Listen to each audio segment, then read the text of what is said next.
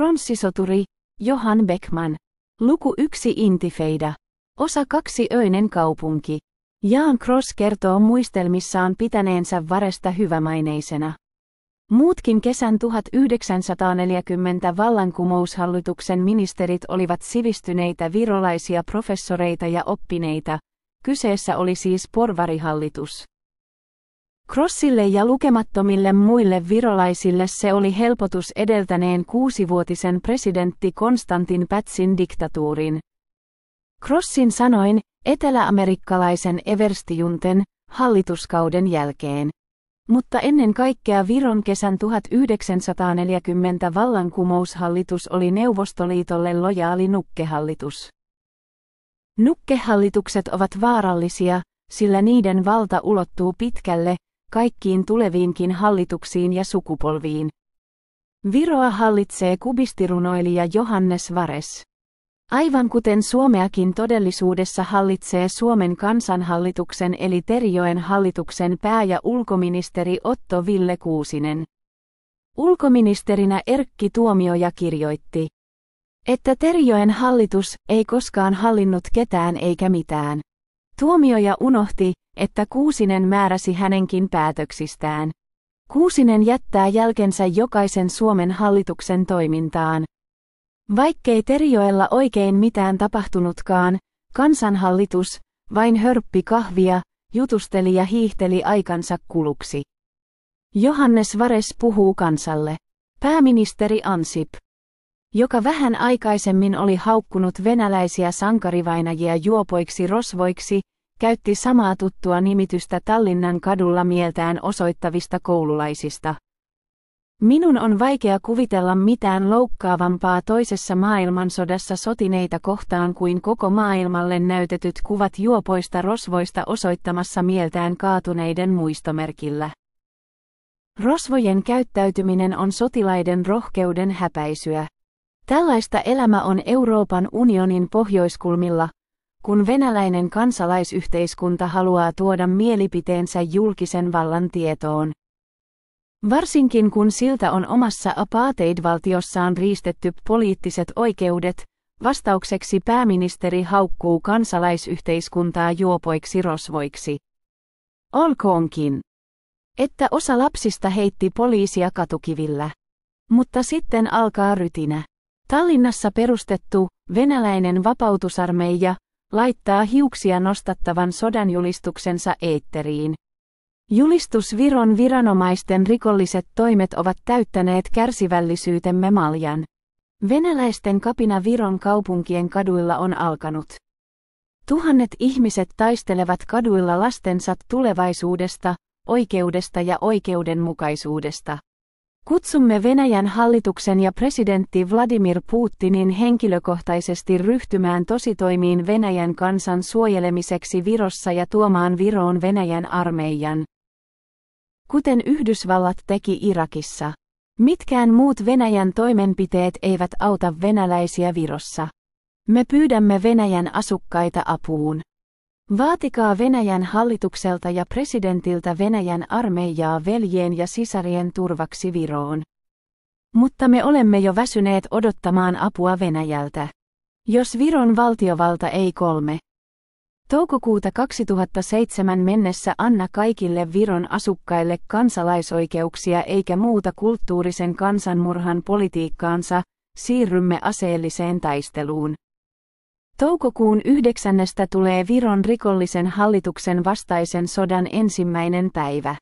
Silloin tavoitteemme on luoda Viron alueelle itsenäinen venäläinen valtio, missä lapsillamme on vapaus ja oikeus olla venäläisiä. Tänään 28. huhtikuuta aloitamme venäläisen vastarinta-armeijan osastojen perustamisen. Ensimmäinen osasto on jo muodostettu. Aseet ja ammukset on hankittu. Kutsumme kaikki Virossa asuvat venäläiset miehet, joista ei vielä ole tullut nöyriä orjia, seuraamaan esimerkkiämme ja aloittamaan armeijan autonomisten osastojen itsenäisen muodostamisen. Jopa pienet osastot voivat toimia tehokkaasti. Ennemmin tai myöhemmin voitto on meidän. Muuta vaihtoehtoa ei ole. Me iskemme kaikkiin tietoliikenneverkkoihin, sähkönjakeluun, kaasuverkostoon, bensa-asemille, rautateille, lentokentille, suurten kaupunkien vedenjakeluun.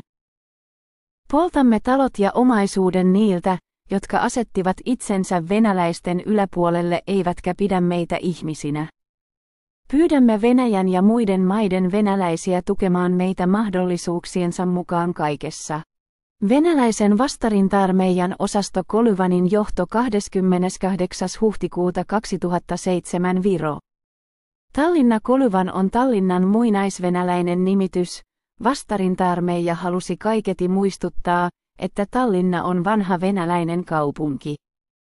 Onhan Viipurikin kuulemma saanut nimensä perustajansa, Novgorodin ruhtinaan Gostomyslin Vyborpojan, valittu, mukaan. Moskovassakin alkaa säpinä. Kun nuorisojärjestö Nasi perustaa Viron lähetystön eteen ympärivuorokautisen diskon. Telttailevat ja mekkaloivat pennut keksivät kaikenlaista jäynää. Lähetystön lippu revitään. Auto piiritetään ja Moskovan kaupungille esitetään hakemus lähetystörakennuksen purkamisesta ja siirtämisestä esikaupunkiin. Suomen entinen ulkoministeri Erkki Tuomioja antaa Moskovan venäläiselle kansalaisyhteiskunnalle nimen Kremlin nopean toiminnan rähinöitsijäkaarti. Tallinnan ja Moskovan kaduilla tuhannet venäläiset lapset huutavat ihmeellisen kiihkon vallassa yhtä sanaa, fasistit. Tuo kiihko tarttuu minuunkin. Mikä ihana sana. Sydämeni sykkii totuuden hekumassa. Kun saan luvan ajatella, fasistit. Olinkin jo melkein unohtanut koko sanan. Vaan kuinka tarpeellinen se onkaan. Kansainvälisen informaatiosodan kiihtyessä taskussani piippaa venäjänkielinen tekstiviesti. Fasistit n. Virolaiset yhtä kuin fasisteja. Heti perään saan toisenkin, häpeä Viron hallitus. Kunnia Viron vapauttajasotureille. Virossa sinkoilee venäläisen vapauttaja-armeijan tekstiviestejä, joissa kehotetaan kaivamaan aseet esiin. Aseettoman vastarinnan tekstiviestit kehottavat painamaan auton torvea Tallinnan keskustassa ja pudottamaan ajonopeuden lähelle nollaa. Valtiovalta osallistuu informaatiosotaan omalla tavallaan. Liikennepoliisi sakottaa hidastelijoita raskaasti.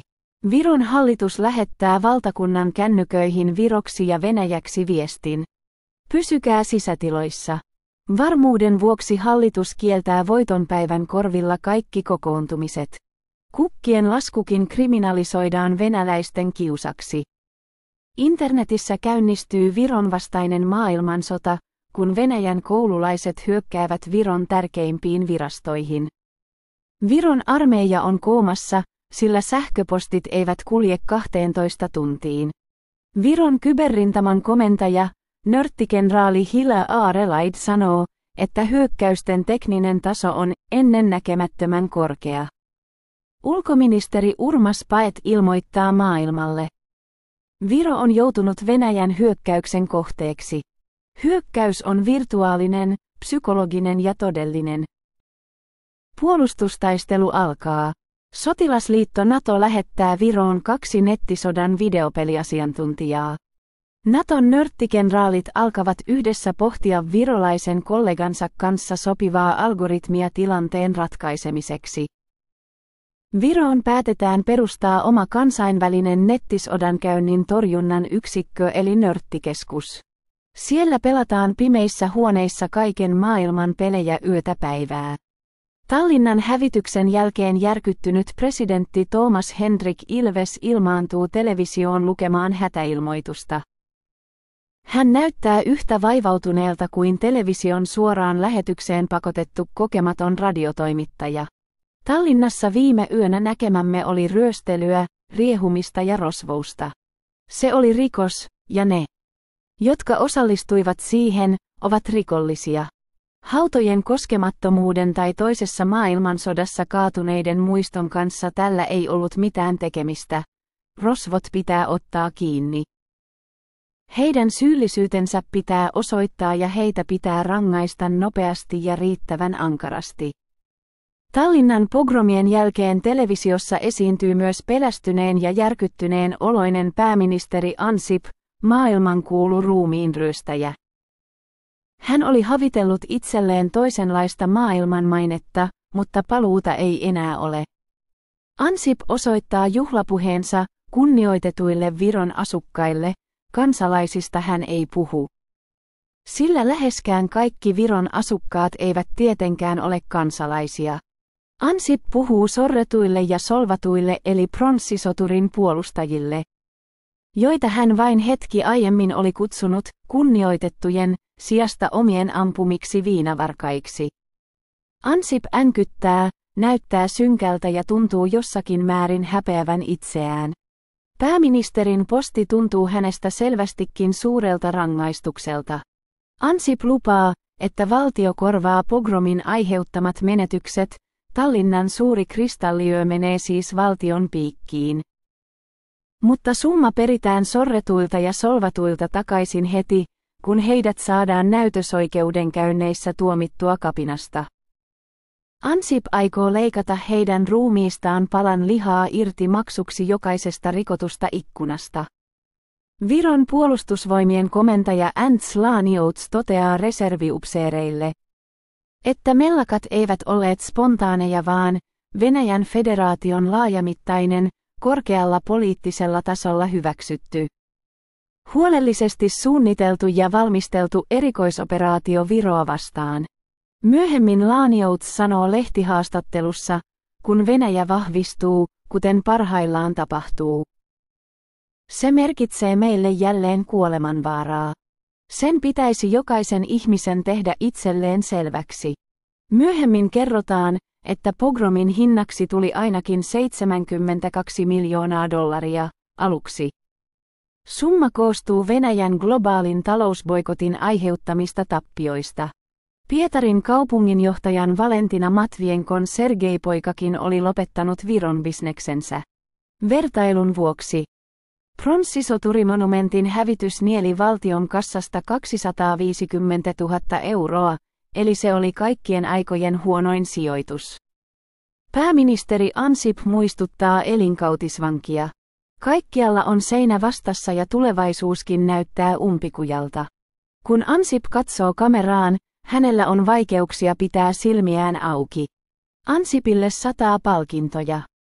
Aluksi Viron journalistiliiton jakama titteli, Viron lehdistön vihollinen 2007.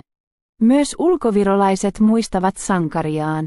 Viron Kanadan kunniapääkonsuli Laas Leivat sanoo, että pronssisoturin siirto vaati Ansipilta erityistä rohkeutta.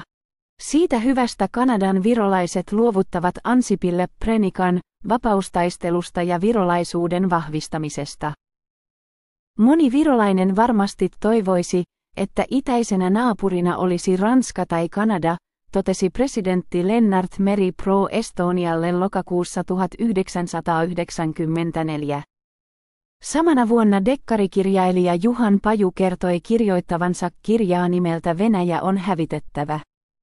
Pajun mielestä kaikkien venäläisten oli lähdettävä Virosta. Dekkarissa virolaiset kaappaavat ydinsukellusveneen ja uhkaavat hävittää Leningradin, Moskovan ja Vatikaanin.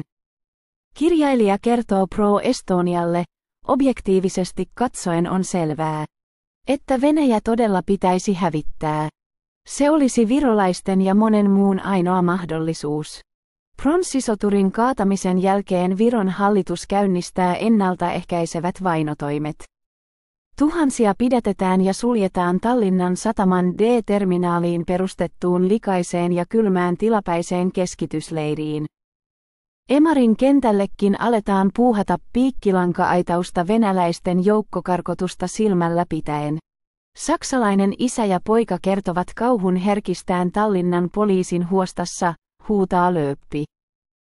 Näin Klaus Dornemann ja hänen poikansa Lukas selostavat Iltalehdelle kokemuksiaan Euroopan unionin koilliskulmilla. Se hakkaaminen oli aivan käsittämätöntä. Poliisit löivät pampuillaan kaikkia kiinniotettuja ilman mitään tolkkua. He vain pitivät hauskaa ja nauttivat saadessaan pahoinpidellä ihmisiä. Me olimme menossa kotiin ja yritimme kertoa sen poliiseillekin, mutta he eivät kuunnelleet. Ympärillämme ei ollut ketään, eikä mellakoista tai tappeluista ollut tietoakaan. Miehet laitettiin käsirautoihin ja kuljetettiin suureen, likaiseen varastohalliin satama-alueelle. Siellä oli jo valmiiksi yli 100 pidätettyä, joista suurin osa oli venäläisiä miehiä.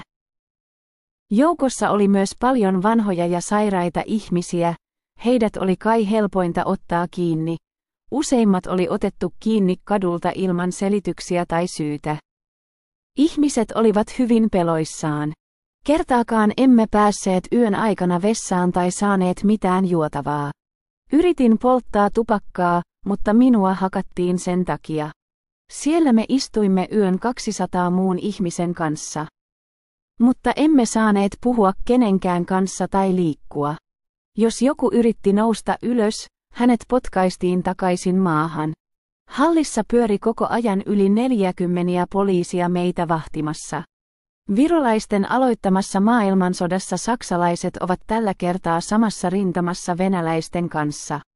Gerhard Schröder sanoo, tapa, jolla Viro käsittelee taistelussa fasismia vastaan henkensä menettäneiden nuorten venäläisten sotilaiden muistoa.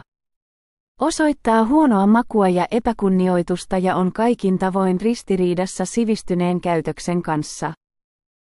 Patsashan esittää kaatuneita tovereitaan surevaa sotilasta. Myös saksalainen ihmisoikeusaktivisti Karl Krugman tuomitsee Viron toimet, demokratian pitäisi olla läpinäkyvää. Mutta Virossa patsaat siirretään yöllä salaa. Tämä siirto tuhoaa venäläisten ja virolaisten keskinäiset suhteet, eivätkä he voi enää elää yhdessä. Venäläiset ovat oikeassa tässä asiassa. Sillä heilläkin pitää olla edes yksi paikka identiteetilleen Tallinnassa. Internetistä löytyy vielä yksi Pärttylin yön silminnäkijätodistus. Tallinna muistutti fasistien miehittämää aluetta. Kaupunki oli sekasorron vallassa. Poliisi hakkasi ihmisiä vain siksi, että he osuivat heidän tielleen. Ja jopa huolimatta siitä, että lämpötila oli alle 7 astetta ja tuuli oli kova, poliisit kastelivat kaikki kylmällä vedellä, paiskasivat likaiselle, märälle ja kylmälle asfaltille kädet sidottuina. Hakkasivat pampuilla hengenlähtöön saakka. Venäläisen intifadan marttyyri. Tallinnan pogromien ensimmäisenä kauhujen yönä virolaiset fasistit tappavat julmasti nuoren venäläisen pojan nimeltä Dimitri Ganin. Hänen verensä valuu vanhan Tallinnan katukiville Viron poliisin katsellessa vahingoniloisena vierestä. Ganin on toisen maailmansodan viimeinen fasistien tappama uhri. Hänen nimensä on lisättävä fasistien Virossa murhaamien ihmisten pitkään listaan. Ganin kuolee virolaisten uusnatsien suosiman Woodstock-baarin edustalla. Siellä käydään verinen jatkosota virolaisten uusnatsien ja rauhaa rakastavien, äänioikeudesta haaveilevien venäläisten demokraattien välillä. Todistaja Nikolai Masanov näkee, miten virolainen poliisi tappaa Ganinin, häntä lyötiin pampulla niskaan, minkä jälkeen hän ei enää noussut maasta. Sitten hänet sidottiin käsiraudoilla kiinni tolppaan.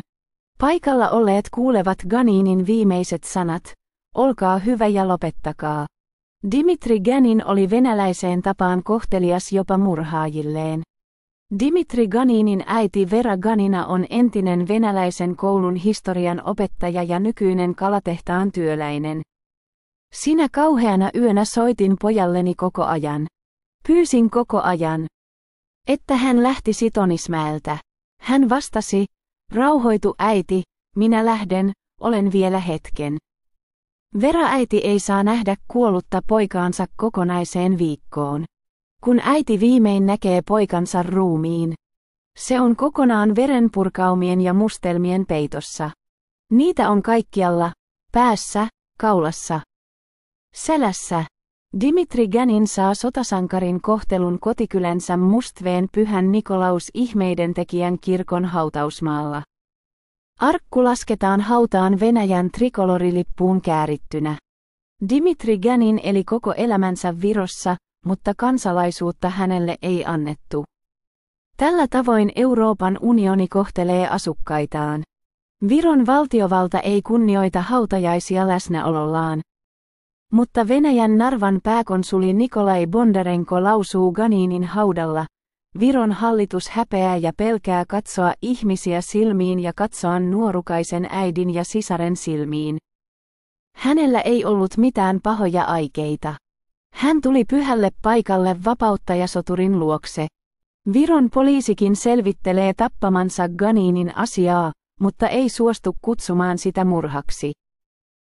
Ambulanssin tuloon ei heidän mukaansa mennyt 2 tuntia vaan 5 minuuttia.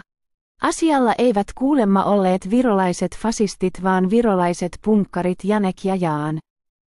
Viron poliisin mukaan punkkarit suojasivat Woodstockia ravintolaan hyökkääviltä huligaaneilta. Tässäkin on siis kysymys puolustustaistelusta. Niin pitkälle Viro ei sentään mene, että myöntäisi Janekille ja Jaanille Kotkan ristit sotilaallisista ansioista itsenäisyystaistelussa. Sitä paitsi, mitkä ihmeen punkkarit? Mistä lähtien uusnatseja on kutsuttu punkkareiksi? Viro ei totisesti olisi Viro, elleivät viranomaiset olisi keksineet häpäistä Dmitri Ganinin ennen hautaamista. Syyttäjä Endla Ulviste kertoo maailmalle, että Ganinin taskuista löytyneissä tavaroissa oli läheisen kioskin hintalappu. Tämä kuulemma todistaa, että Ganin osallistui kaupungin hävittämiseen ja ryöstelyyn. Vähän kuten kapteeni Ivan Sysojev 60 vuotta aikaisemmin Piitekaasikin mukaan. Tässä ei ole mitään ihmeellistä. Syyttäjä Ulviste vahvistaa näin maansa virallisen linjan.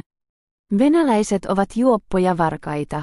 Venäjän puolesta syyttäjänä asiassa toimii KGB-everstiluutnantti Vladimir Putin. Hän ottaa Ganinin asian puheeksi maailman silmien edessä Samaran huippukokouksen lehdistötilaisuudessa toukokuussa 2007. Samara eli Kyibisev oli Neuvostoliiton väliaikainen pääkaupunki sodan aikana, ulkomaiden lähetystöt toimivat siellä, ja kaupungissa on Stalinillekin oma bunkkeri. Putin sanoo. Tallinnassa ei vain hajotettu mielenosoitusta, siellä murhattiin 1 mielenosoittaja. Se ei ollut mikään onnettomuus. Kyse oli siitä, että haavoittuneelle ei annettu ensiapua. Hän kuoli poliisin silmien alle. Tämä on tietoinen rikos, ja vaadimme, että rikolliset joutuvat vastuuseen. Vladimir Putinilla on syynsä olla virolaisille kireä. Vladimir Putinin isä sukellusvenemies Vladimir Putin vanhempi taisteli sodassa vapaaehtoisena hävityspataljoonassa Viron suunnalla Kingisepin lähellä. Isä Putin joutui joukkoineen virolaisten ilmiantamaksi ja saksalaisten piirittämäksi. Vain 4/28 selvisi hengissä kotiin, joukossa Vladimir Putin vanhempi, joka vältti natsien vainukoirat piiloutumalla suolle ja hengittämällä veden alla ruokopillin läpi. Putinin äidin kohtalo Hitlerin ja Mannerheimin piirittämässä Leningradissa ei ollut yhtään sen parempi. Nälkään pyörtynyt Maria Putina heitettiin vahingossa ruumiskasaan, missä hän sattumalta palasi tajuihinsa. Ja kun suomalaiset ja saksalaiset tappoivat 1,5 miljoonaa ihmistä Leningradin nälkäsaartoon, satojen tuhansien murhattujen lasten joukossa oli Vladimir Putinin veli Viktor Putin. Viktor Putin. Kumma juttu. Että presidenttinä ollessaan Vladimir Putin kävi kuitenkin laskemassa kukat Mannerheimin haudalle Hietaniemeen. Eikö hän tiennyt, että kysymyksessä oli hänen veljensä murhaaja? Sekin on mahdollista. Mutta ehkäpä Putin toimi yhtä viisaasti kuin Stalin. Putin tajusi, että vain Mannerheimin avulla suomalaiset saa puolelleen. Putin esti Suomen NATO-jäsenyyden yhdellä kukkien laskulla. Syy Putinin Mannerheimihailuun voi olla se, että hänen entinen apulaisensa Vladimir Zurov on Mannerheim-asiantuntija. Zurov kuuluu Vladimir Zhirinovskin liberaalidemokraattiseen puolueeseen ja ihailee monen zhirinovskilaisen tavoin valkokenraaleita. Zurov on jopa kirjoittanut Mannerheimista kirjan. Kun Zurov sitten Putinin avulla eteni kansanedustajasta Venäjän keskusvaalilautakunnan puheenjohtajaksi. Putinin oli parempi puhua Mannerheimista vain hyvää, muutenhan vaalitulos olisi voinut olla aivan toinen. Sitä paitsi Zhirinovski ja hänen miljoonat kannattajansa voisivat pahastua valkokenraalin häpäisystä. Miksi teidän on niin vaikea pyytää miehitystä anteeksi? Jos pyytäisitte anteeksi, meidän olisi paljon helpompi elää yhdessä, hysteerinen virolainen naistoimittaja huusi Vladimir Putinille voiton 60-vuotisjuhlan lehdistötilaisuudessa. Putin vastasi: olkaa hyvä ja katsokaa kansanedustajien kokouksen asetusta vuodelta 1989. Siihen on kirjoitettu mustaa valkoisella. Kansanedustajien kokous tuomitsee Molotovin-Ribbentropin sopimuksen ja pitää sitä oikeudellisesti pätemättömänä. Se ei heijastanut neuvostokansojen mielipidettä, vaan oli Stalinin ja Hitlerin yksityisasia. Miten tämän asian voisi vielä sanoa tarkemmin ja selvemmin? Vai haluatteko, että tekisimme sen joka vuosi? Mitä vielä pitäisi mielestänne sanoa? Meidän mielestämme asia on loppuun käsitelty. Emme enää palaa siihen. Sanoimme kerran, se riittää. Ja sitten, mitä miehitykseen tulee? Mielestäni vuonna 1918 Brestin rauhan tuloksena Saksan ja Venäjän välille syntyi sopimus. Venäjä antoi osan alueestaan käytännössä Saksan hallintaan. Näin Viron nykyinen valtio syntyi. Mutta vuonna 1939 Saksan ja Venäjän välillä tehtiin toinen sopimus, ja Saksa palautti nämä alueet takaisin Venäjälle. Minun mielestäni se oli sopimus, jonka vaihtorahaa olivat pienet valtiot ja kansat. Valitettavasti tämä oli silloisen elämän tosiasia, kuten eurooppalaisten valtioiden siirtomaamenneisyys tai orjatyövoiman käyttö Yhdysvalloissa. No, pitäisikö meidän häiritä kuolleita joka päivä? Putin on samoilla linjoilla kuin suomalainen vasemmistolehti Soihtu heinäkuussa 1940. Nyt on Baltian maille alkanut uusi elämä. Neuvostoliitto turvaa ne joutumasta suursodan temmellyskentäksi, ja kansalla on vihdoin vapaus itse ilmaista tahtonsa ja itse vaikuttaa kohtaloonsa.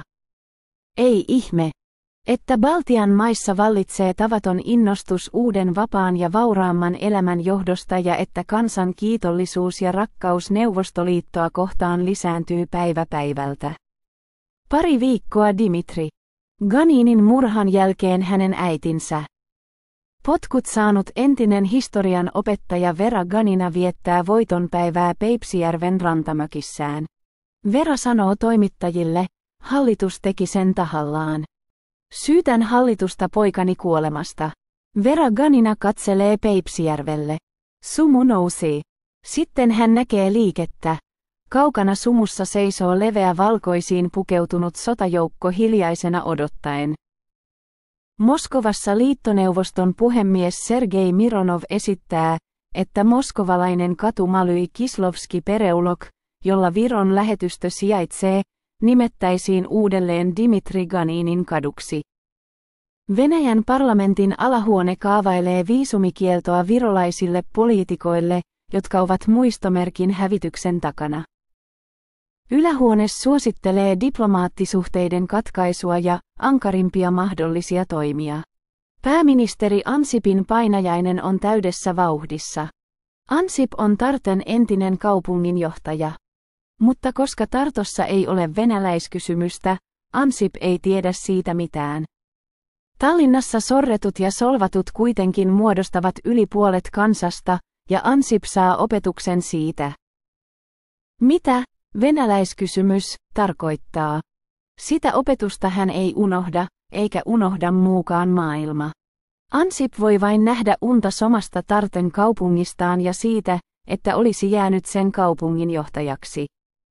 Suomen puolustusvoimien tiedustelupäällikkö lippuamiraali Georgij Alafaov käyttää Paasikiviseuran esitelmässään Tallinnan pogromeista itse keksimäänsä sanontaa, venäläinen huliganismiksi ja vandalismiksi yltynyt kapina Tallinnan keskustassa.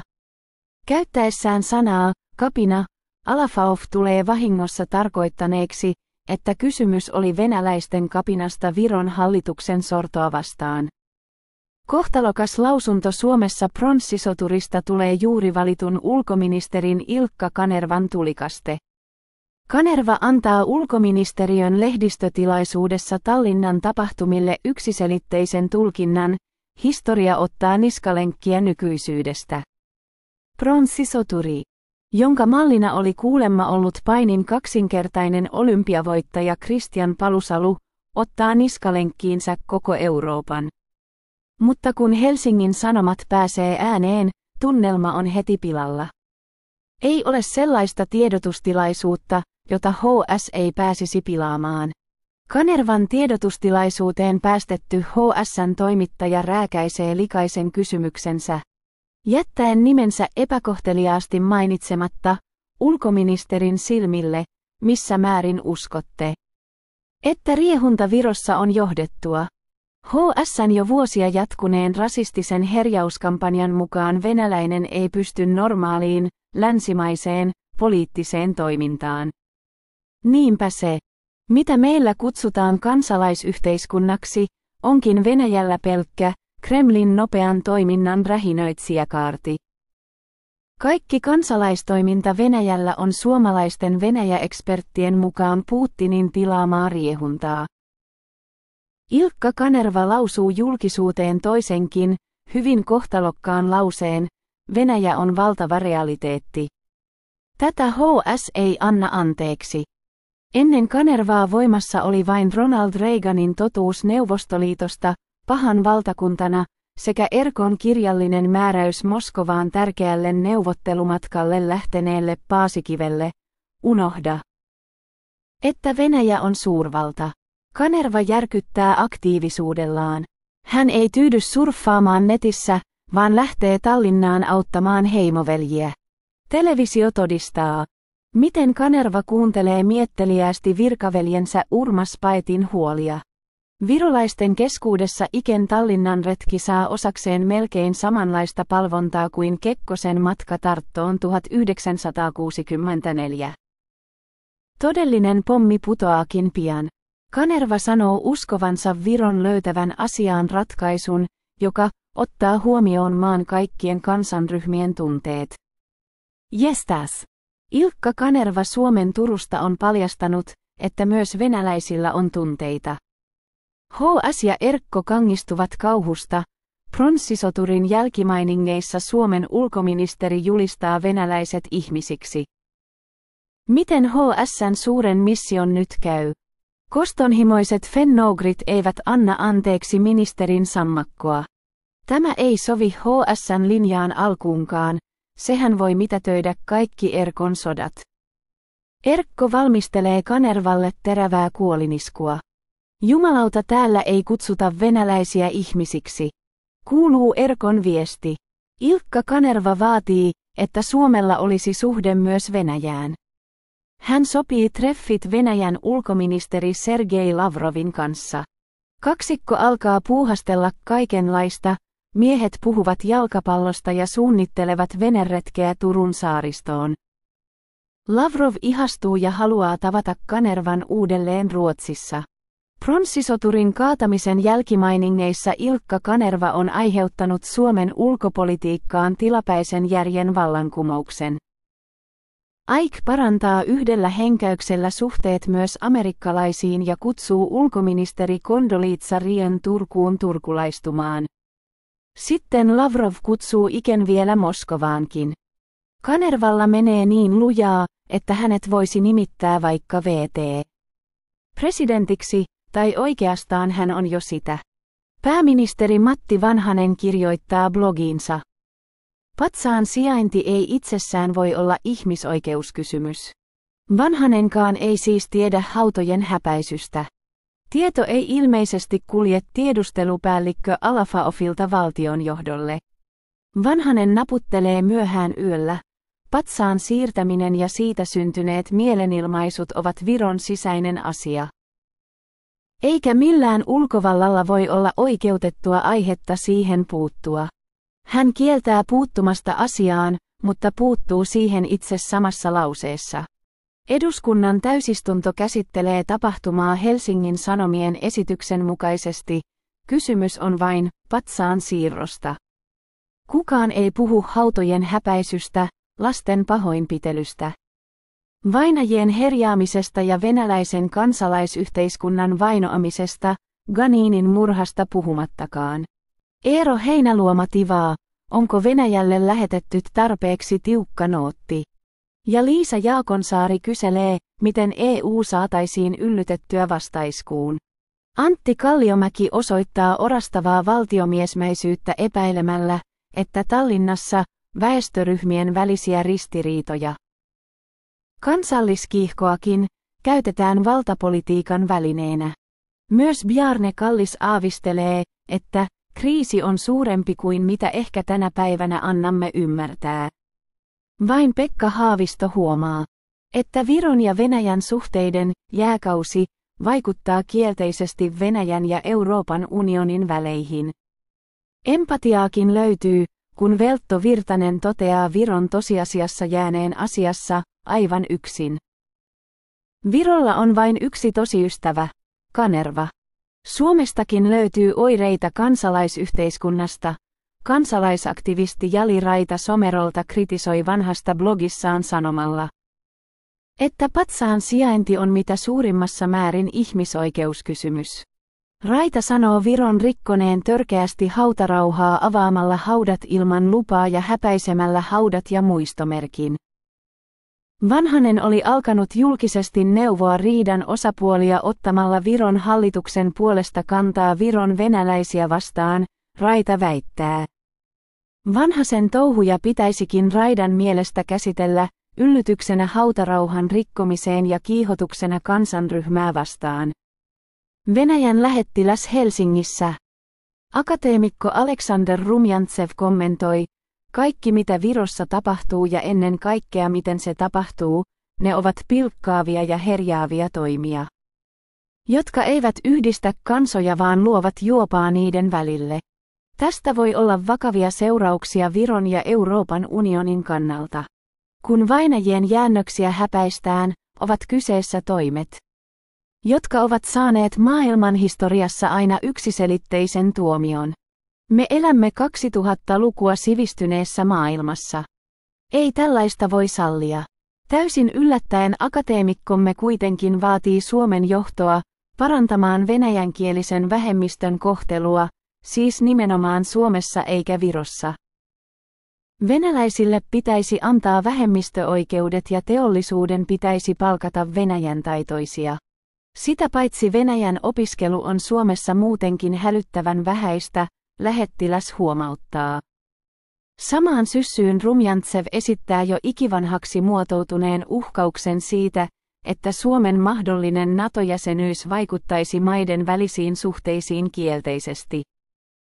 Rumjantsevin yllätyshyökkäyksen jälkeen pamahtaa toinenkin täsmäisku.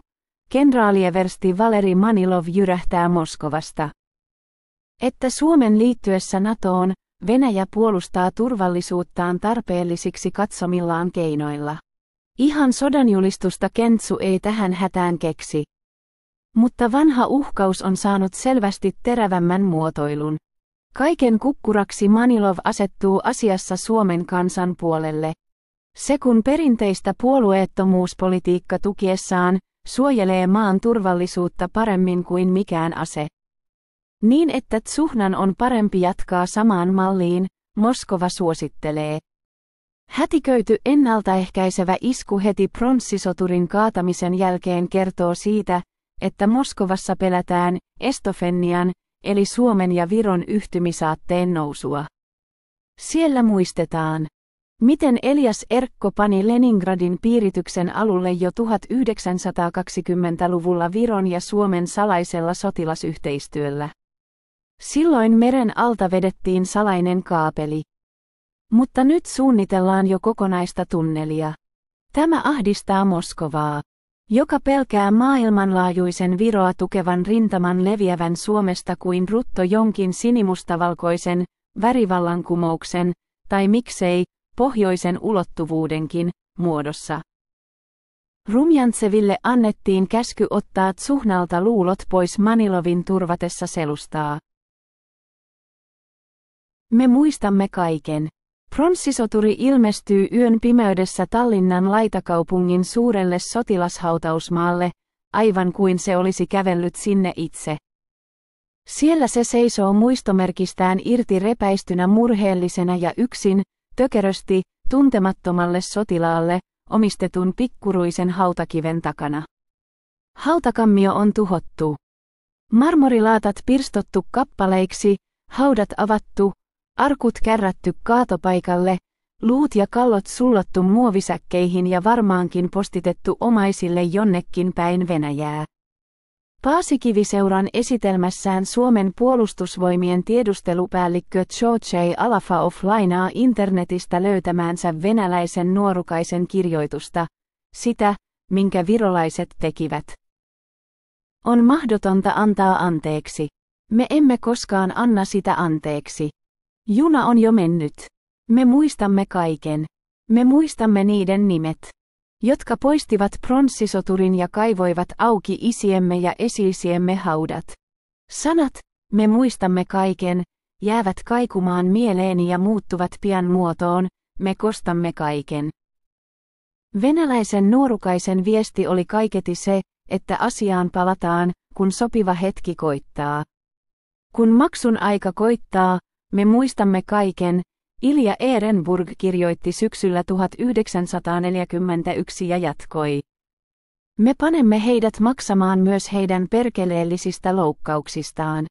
Eivätkä he selviä siitä hattua nostamalla. Heidän on maksettava päällään. Suuri pronssisoturiaalto jatkaa voittokulkuaan sananvapauden valtameressä internetissä. Sinne ilmaantuu pronssisoturille omistettu venäjänkielinen laulu Aljosa. Sen voi imuroida sekä äänitiedostona että koskettavana musiikkivideona. Aljosa kun ensilumi verhoaa pellot, tai rankkasade piiskaa maata, seisoo mäellään korkealla Aljosa, venäläinen sotilas Eestissä. Tuntuu sydämessäni tuska, lyijysateen jäljiltä on sotilaamme pronssia saappaankärkiään myöten. Kaatui taakan alle monta toveria nimetöntä, mutta vain yksi on Aljosa, koko Eestin tuntema. Ei laskeudu hän korkeuksistaan laaksoihin rauhaisiin. Ei kanna neitosille kukkia, neidot tuovat niitä hänelle. Hän on tuttu kuin aurinko ja tuuli tai yötaivaan tähti kaupungin yllä seistessään. Paikallaan ikuisella. Kun ensilumi verhoaa pellot, tai rankkasade piiskaa maata, seisoo mäellään korkealla Aljosa, venäläinen sotilas Eestissä. Ehdin tuskin toipua taidenautinnostani, kun saan tietää, ettei laulu olekaan uusi. Se on vanha Bulgarian Aljosalle sävelletty neuvostoballadi, joka oli otettu tehokkaasti uusiokäyttöön vaihtamalla sanan Bulgaria tilalle Eesti. Myös virolaiset artistit kantavat kortensa kekoon. Kuuluisa tarttolainen runoilija Ain Kaalep, S. 1926, kirjoittaa pronssisoturille runon. Pronssisoturi puhuu yhtä sun toista kuulen täällä Tonismäellä, keskellä kaupungin liikenteen pauhua. Ja se, mitä ennen kaikkea haluaisin, olisi kuitenkin mennä täältä pois. Sillä surua ja häpeää kumpaistakin siedän paremmin hiljaa hautausmaalla. Etsikää sieltä jostakin minulle paikka. Hyvät tallinnalaiset, pyydän teitä. Pronssisoturin, avunhuudon, jälkeen saan kuulla toisestakin laulusta. Lasnamäkeläinen laulajabardi Igor Aljusin, taiteilija nimeltään Maestro Igor, rustaa vapauttajasoturilleen hymnin. Karhea miesääni kaikuu Tallinnan yössä, pronssisoturin hymni Suomenlahdelta nousivat pilvet, rauhallinen Tallinna muuttui. Sydämiin mateli hätäännyksen käärme, silmät peitti vihan huntu. Pronssisoturi laskee katseensa, muisto häpäistiin ja poljettiin. Päättyi puolen vuosisadan rauha, kun haudat auki kaivettiin. Kansa nousi puolustamaan, vandaalit hävetkää. Irti sotilaasta. Kansa sydämistyi tolkuttomuuksiin, ja niin roihahti yö. Demokratia haudattiin elävältä, haudankaivajat puskivat syvälle. Ihmisiä ammuttiin ja naamaan potkittiin. Mutta muisti ei häviä helpolla. Me muistamme kaiken emmekä unohda. Olemme venäläisiä nyt ja aina. Taistelussamme elämän ja oikeuden puolesta voittomme kirkas tähti nousee. Pronssisoturi laskee katseensa, muisto häpäistiin ja poljettiin. Päättyi puolen vuosisadan rauha, kun haudat auki kaivettiin. Hymniä aletaan pitää Baltian venäläisten kansallislauluna. Igor Aljusin joutuukin nopeasti Viron lehdistölle tyypillisen apateidiskun kohteeksi. Rikostaustainen muusikko teki pronssisoturin siirtämisestä laulun, postimiehen otsikko murjaisee. Bardi Aljusin oli tuomittu murhasta vuonna 1990 ja sittemmin muistakin rikoksista, mutta hän on tekonsa sovittanut. Viron mediat maalaavat kauhukuvaa poliittista valtaa havittelevista venäläisistä rikollisjoukkioista. Maestro vastaa blogissaan parjaajilleen, vaikka olenkin entinen rikollinen. Myös minulla on sielu ja sydän, ja kaikki ympärilläni tapahtunut on sattunut minuun. Taiteilijalymystön pitäisi hävetä vaikenemistaan. Elämme tärkeiden historiallisten tapahtumien aikaa. Tilastot unohtuvat, mutta laulut säilyvät ikuisesti. Kiitos kaikille, jotka ovat tukeneet minua. Igor Aljusin. Pronssisoturin hymnistä tulee nopeasti kielletty laulu. Aljusin on hyvänä muusikkona suosittu esiintyjä, mutta keikalla järjestäjät pyytävät häntä olemaan laulamatta sitä laulua. Viron kireässä ilmapiirissä orastavaa venäläistä kansalaisyhteiskuntaa pelätään kuin ruttoa. Aljusin kirjoittaa blogiinsa, minä rakastan Viroa, olen syntynyt täällä. Mutta Viro ei rakasta minunlaisiani. Kalastus on Aljusinin pelastus. Hän sattui olemaan Tallinnan pogromien aikaan kalassa. Jos hän olisi ollut kaupungilla, hänelle olisi entisenä tuomittuna rikollisena langetettu automaattisesti elinkautinen. Maailma hyökkää Venäjän YK-lähettiläs Boris Malahov sanoo, että Venäjä ei voi seurata sivusta fasismin voittaneiden sotilaiden muiston häpäisyä. YK on toisen maailmansodan voittajien eli liittoutuneiden United Nations perustama. Viro on pinteessä. Ja se näkyy selvästi pääministeri Ansipin hätääntyneessä olemuksessa. Ansip on saamassa nimensä historiankirjoihin, mutta varsin oudossa valossa. Hän pitää Venäjän mukaan pilkkanaan koko ihmiskuntaa.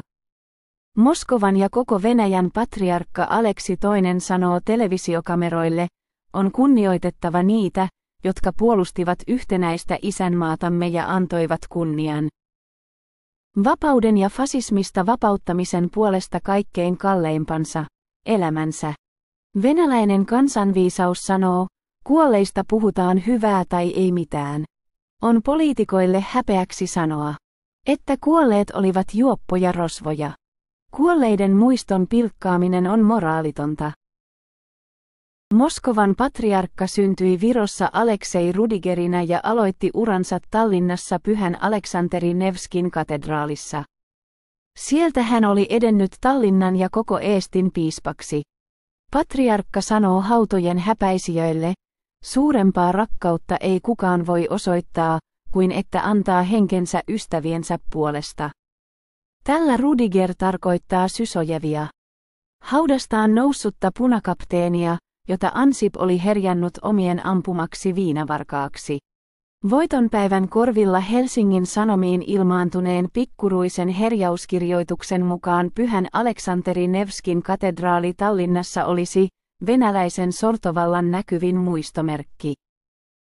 Sekin olisi pitänyt hävittää, luterilaisen kirkkohistorian dosentti Mikko Ketola muistuttaa. Katedraali kuulemma estää virolaisia vapautumasta lopullisesti Venäjän sortovallan henkisestä perinnöstä. Mutta hyvä tavaton, miksei Ketola pyydä myös Uspenskin katedraalin hävittämistä Helsingistä? No, kauniiksi lopuksi Ketola myöntää, ettei ortodoksikirkon hävittäminen kuitenkaan kannata. Virossa on näet pelätty, kulttuurisesti vähemmän kehittynyttä venäläisväestöä. Yhdellä sun toisellakin on pronssisoturin kohtalosta sanansa sanottavana.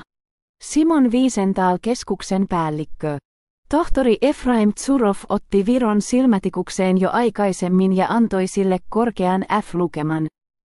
Se tarkoittaa, että Viro ei ole lainkaan kiinnostunut ottamaan kiinni natsirikollisiaan. Viron holokausteissa murhattiin kaikki Viron juutalaiset ja mustalaiset sekä tuotiin lisää murhattavaa muun muassa Suomesta. Ongelma on siinä, että Viro ei myönnä tällaista tapahtuneen. Tsurov haistaa Tallinnan pogromeissa natsivaaran, hänhän on ammatiltaan natsien metsästäjien johtaja, Chief Nazi Hunter.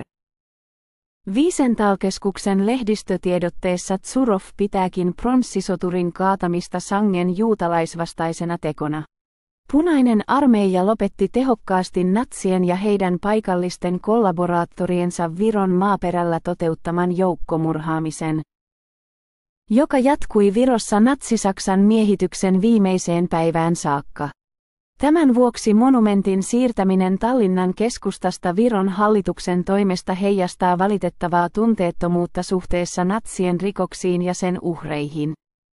Tämä ei ole yllättävää maassa, joka todistettavasti pitää virolaisten natsikollaboraattorien rikoksia yhdentekevinä.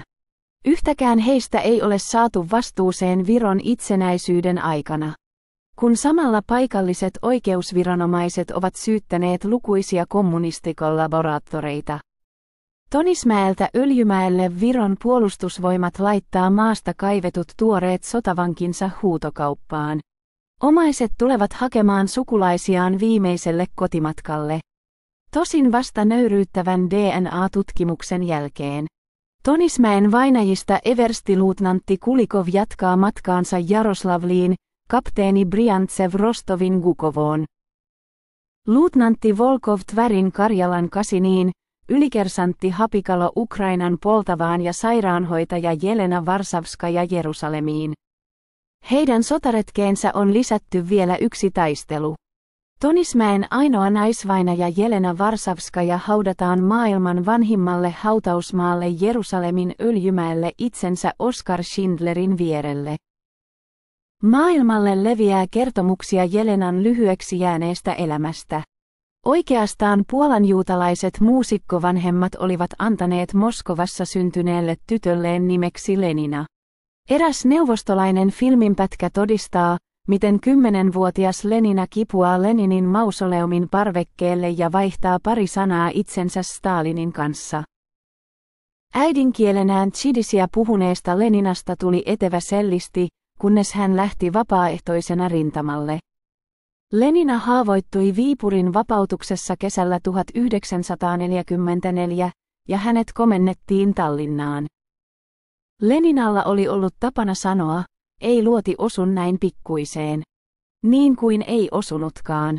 Ilmahyökkäyksessä Leninan auto kaatui jokeen ja hän hukkui. Tallinnassa oli pitkään Varsavskajalle omistettu museo ja koulu, mutta eipä ole enää. Lenina Varsavskaja.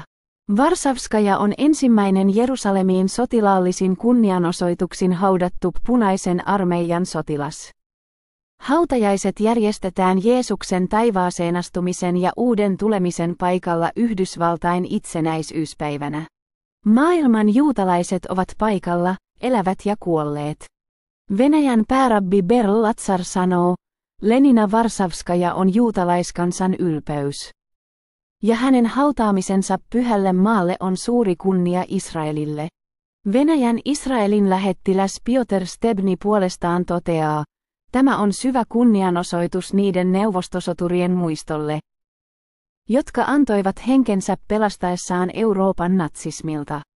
Vaikeana aikanamme on vielä kansoja, jotka pystyvät säilyttämään historiallisen muiston. Latsar lisää. Varsavskajan antama uhri on tämän päivän seremonian symboli. Hän lähti rohkeasti taisteluun tietäen, että hänellä oli vähän selviytymismahdollisuuksia, mutta hän tiesi, ettei ole tärkeämpää kuin muiden hengen pelastaminen. Tämä on hyvä esimerkki koko maailmalle ja juutalaiselle kansalle. Niitä, jotka antoivat suuren uhrin muiden edestä, ei pidä kutsua miehittäjiksi. Ilmapiiri Jerusalemissa on sellainen, että uskoisi itsensä vapahtajan astuneen taivaasta. Tarttuneen Leninaa kädestä ja nostaneen hänet korkeuksiin, kuten Stalinkin oli tarttunut Leninan käteen Punaisella torilla. Öljymäellä alkaa tuntua, että koko Viroa ei ole edes olemassa. Poissa ovat Ansipin, Ilveksen ja Kaasikin herjaukset juopoista varkaista ja siitä, että Varsavskaja olisi omien raiskaama ja tappama venäläinen prostituoitu. Jotenkin Viro ja Ansip eivät enää tunnu sopivan tähän maailmaan. Kostajien kaartiin ovat nyt nimittäin liittyneet myös juutalaiset sekä kaikki heidän maailmanjärjestönsä ja taivaalliset sotajoukkonsakin. Kun presidentit, pääministerit, patriarkat, rabiinit ja suomalaiset kansanedustajat ovat puhuneet, annetaan puheenvuoro pahnanpohjimmaisena myös suomalaiselle historiantutkijalle.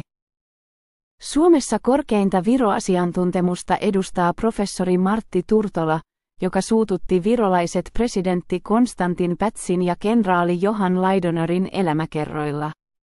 Tosin virolaiset suuttuvat kaikista kirjoista, jotka kertovat heidän historiastaan. Turtola iskee vuorollaan naulan Ansipin arkkuun, kenties kostoksi kirjojensa saamasta huonosta palautteesta. Tallinnan mellakat ovat tulosta Viron hallituksen epäviisaasta politiikasta. Patsaan olisi pitänyt saada olla paikallaan.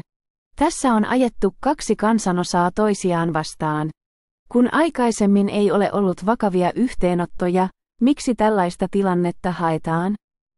En usko, että mellakat on masinoitu Moskovassa. Jokunen vuosi aiemmin Turtola oli päässyt lohkaisemaan Viron presidentti Lennart Merelle. Miten kansakunta voi katsoa realistisesti ja rehellisesti tulevaisuuteen, jos sen menneisyys perustuu salaamiselle ja valheille? Turtolan terveen järjen oireet kävivät kalliiksi. Häntä lyötiin päähän hänen kotipihallaan Tallinnassa ja lompakko vietiin. Pätskirjan julkistamistilaisuuteen Tallinnaan saapui puhelimitse virolaisen miehen ehdotus räjäyttää Turtola ilmaan. Vertaispalautetta antaessaan virolainen historian professori Matti Graaf kutsui Turtolaa mielisairaaksi tai diletantiksi.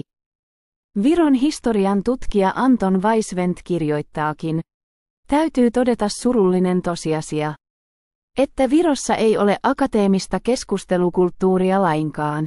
Kuin pisteenä iin päälle kokenut Tallinnan kirjeenvaihtaja Leena Hietanen viestittää pogromien jälkeisestä Tallinnasta.